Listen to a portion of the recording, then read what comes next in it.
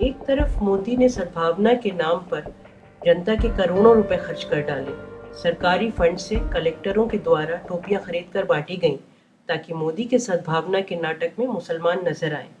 और दूसरी तरफ गुजरात में रोज मुसलमानों को अलग अलग तरीके से परेशान किया जा रहा है। हम आपके सामने एक ऐसी ही कहानी प्रस्तुत कर रहे हैं।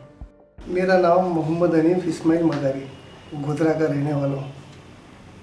खाड़ी फड़िया के अंदर मेरा मकान 600 मकान अतराफ हिंदू का है और एक ही मकान मेरा, एक कॉर्नर पर मुसलमान का मेरा ही मकान है। इसके पास में कुआं है मेरा, और मेरा मालकिन कुआं है।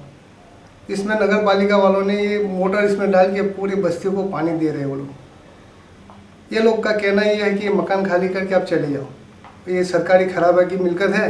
उन लोगों ने अखबार में भी दिया है कि भाई खराबे की जगह है और यहाँ पर आप रोड बनाने का है, बगीचा बनाने का है।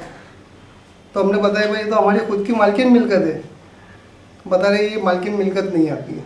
कलेक्टर के आदेश दिया है, पुलिस बंदोबस्त लेके 23/2/2012 में वो लोग आए मेरे घर पे 11 साढ़े 11 बजे।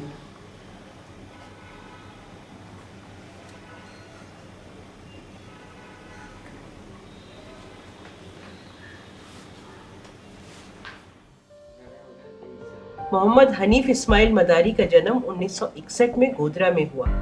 उनका परिवार कई पुश्तों से गोधरा में ही रहता है। उनके दादा दादी भी गोधरा में ही दफन है। 1986 में मोहम्मद हनीफ ने अपने ससुर हाजी अब्दुल्ला से जमीन खरीदी। ये जमीन खाड़ी फलिया के मारवाड़ी वास और नाडिया वास के बीच में थी। इस जमीन पर उन्होंने घर बनवाया और 1998 में वो इस घर में रहने लगे। जमीन के दस्तावेज भी अब उनके नाम पर हो गए। नगर पालिका ने इस घर में बिजली और पानी का कनेक्शन दिया। यहाँ एक ही मुसलमान का घर था। पड़ोसियों से संबंध अच्छे थे। शादी ब्याह में आना जाना, दुख दर्द में एक दूसरों के साथ शामिल होना, ये एक आम बात थी। लेकिन पिछले 5-6 साल से हनीफ का जीना दुश्वार हो गया।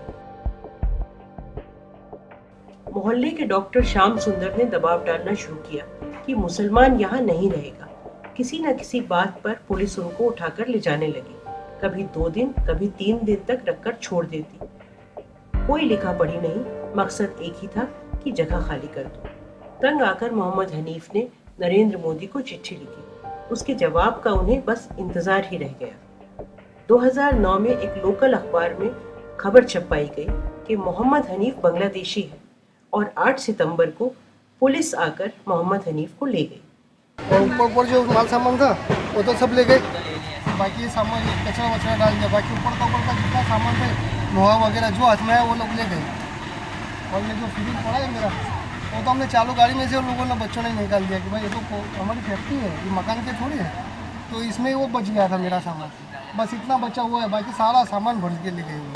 पहले उन्हें नडियाड के पुलिस स्टेशन में रखा गया और फिर वहां से बांग्लादेश के बॉर्डर तक पहुंचाया गया। वहां पुलिस चौकी के हवाले कर दिया। कुछ देर के बाद ये कहकर कि हम अभी खाना खाकर लौटते हैं, गुजरात की पुलिस गई और फिर वापस नहीं लौटी।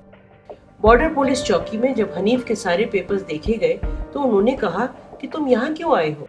तुम तो भारतीय हो, अपने घर जाओ। पुलिस ने कुछ लोकल मुसलमान संस्थाएं ढूंढकर उसकी मदद करवाई ताकि वो वापस ट्रेन पकड़कर गुजरात जा सके। गोधरा वापस पहुंचने के बाद 1.5 साल शांति रही। फिर श्याम सुंदर शर्मा, मुन्ना भाई प्रेमचंद, राजू भाई दर्जी, जो तीनों भाजपा के कारपोरेटर हैं, और हेमंत मास्टर ने फिर से हनीफ का जीना दुभर कर दिया। हनीफ पर रोज कोई ना कोई नया इल्जाम लगाया जाता, कभी बांग्लादेशी होने का तो कभी पाकिस्तानी, कभी आतंकवादी होने का तो कभी लड़कियों की तस्करी करने का। और आखिर 23 फरवरी 2012 को सुबह कॉरपोरेशन और पुलिस ने बुलडोजर के साथ आकर उनका घर तोड़ दिया। मोहम्मद हनीफ ने कई जगह धक्के खाए, लेकिन हासिल कुछ भी नहीं हुआ। वो अपना घर टूटने से नहीं रोक पाए। तो वो लोगों ने पुलिस बंदोबस्त लेके आके तोड़ दिया मकान।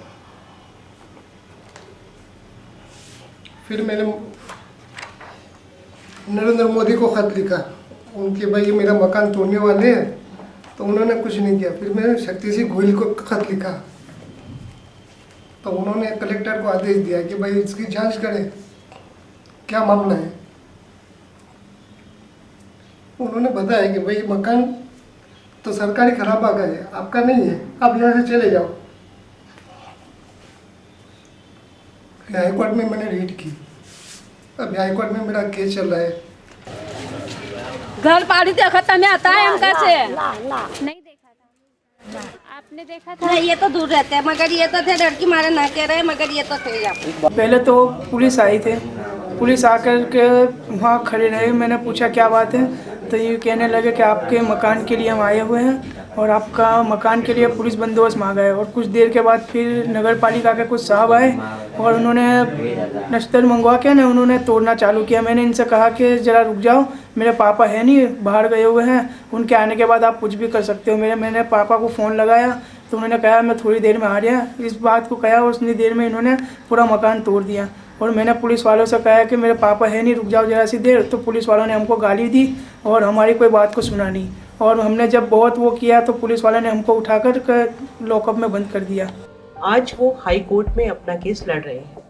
गुजरात की ज़मीन पर हर कदम ऐसे केस दिखाई देते हैं। बस फर्क ये है कि अब हमने इनकी तरफ देखना बंद कर दिया।